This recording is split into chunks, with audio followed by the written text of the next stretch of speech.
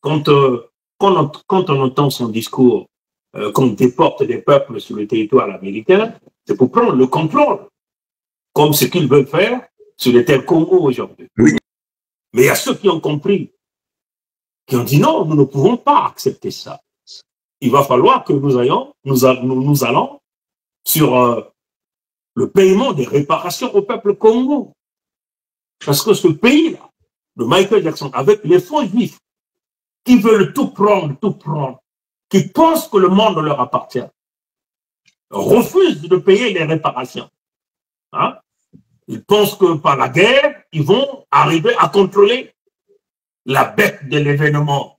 Mais vous ne pouvez pas contrôler Nzambi parce qu'il est au-dessus de tout. Fonpongi, tu fais bien de le rappeler. Comme tu dis, tu as bien su le dire, Nzambi Mpongo est au-dessus de tout. Si j'ai bonne mémoire, tu m'arrêtes, c'est-à-dire si je me trompe, c'est-à-dire en suivant cette vidéo, parce que j'ai suivi cette vidéo, hein, du début jusqu'à la fin. Bon, notre peuple pourra aller le suivre. Il y a une phrase où Donald Trump dit qu'ils ont libéré même des prisonniers du Congo pour qu'ils viennent ici. Qui sont en train de venir aux États-Unis. Et c'est vrai pour bien d'autres pays encore. Le Congo encore a relâché des gens en Afrique. Ils ont relâché beaucoup de gens de leurs prisons et ils les envoient aux États-Unis. C'est ce qui est en train de se produire. C'est ce qui se passe à notre pays. Et ça ne peut pas durer. Et ils avaient l'air de soldats. Tous des hommes de 19 à 25 ans. On a l'impression que c'est des recrues. Ils ont des tentes. Ils ont des téléphones portables, les meilleurs qui soient sur le marché. On a l'impression qu'ils sont en train de constituer une armée dans notre pays. En fait, en réalité, il faut comprendre de quoi il parle. Là, il est sur la dimension spirituelle. C'est nous qui avons libéré. Hein? Donc, quand il dit que tout le monde arrive ici, en fait, il faut fermer les frontières. Qui voudrait que les frontières soient ouvertes pour que nous soyons submergés par des gens de pays inconnus, d'endroits que nous ne connaissons même pas, de langues dont on n'a jamais entendu parler même. Et ils avaient l'air de soldats. Tous des hommes de 19 à 25 ans. On a l'impression que c'est des recrues. Ils ont des tentes. Ils ont des téléphones portables, les meilleurs qui soient sur le marché. On a l'impression qu'ils sont en train de constituer une armée dans notre pays. Il est sur deux dimensions. Il est sur la dimension, certes, de la guerre physique, mais il est également sur la dimension de la guerre spirituelle. Parce que quand il parle des prisonniers du Congo qu'on a libérés pour venir aux États-Unis, qui sont en train de venir aux États-Unis. Et c'est vrai pour bien d'autres pays encore. Le Congo encore a relâché des gens en Afrique. Ils ont relâché beaucoup de gens de leurs prisons et ils les envoient aux États-Unis.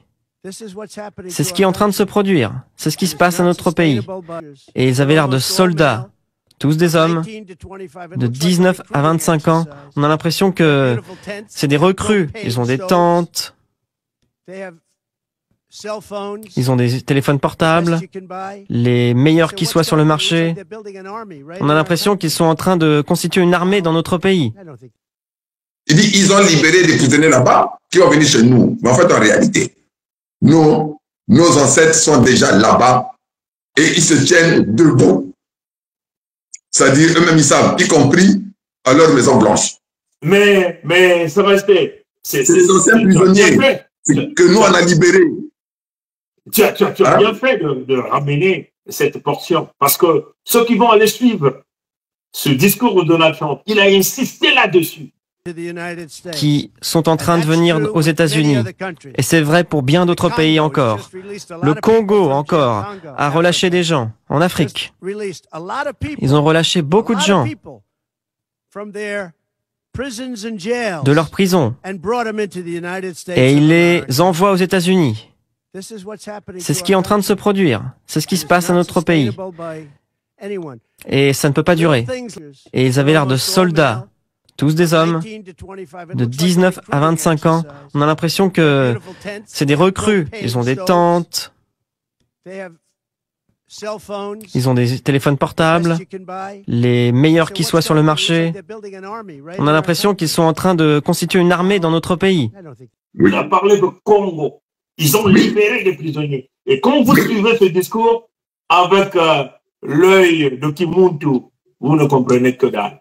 Oui. Il faut vous élever à l'étape d'esprit pour comprendre le message de Donald Trump. Il dit qu'ils ont libéré des prisonniers au Congo pour venir prendre le contrôle ici. Mais il parle de quoi? Des ancêtres Congo. Oui. Donc, il a avoué en quelque sorte, et il y a même la trouille maintenant, en fait. Maintenant, quand il a parlé, dans les Iran, je sais pas quoi, ça c'est pour mélanger. Parce qu'il ne pouvait pas se focaliser, en fait, sur nos terres. Hein? Dans les terres. Vous savez qu'il y a encore quelque chose de très important. Donald Trump n'a pas cité les noms d'autres pays dont on a pris les peuples, dont on a ramené là. C'est exact. Il a incité le Congo qui sont en train de venir aux États-Unis. Et c'est vrai pour bien d'autres pays encore. Le Congo, encore, a relâché des gens en Afrique. Ils ont relâché beaucoup de gens de leur prison et ils les envoient aux États-Unis. C'est ce qui est en train de se produire. C'est ce qui se passe à notre pays. Et ça ne peut pas durer. Et ils avaient l'air de soldats, tous des hommes, de 19 à 25 ans. On a l'impression que c'est des recrues. Ils ont des tentes, ils ont des téléphones portables, les meilleurs qui soient sur le marché. On a l'impression qu'ils sont en train de constituer une armée dans notre pays.